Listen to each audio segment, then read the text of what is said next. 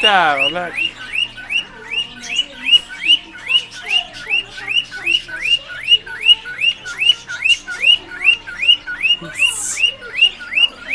Tu la fermes pas, hein?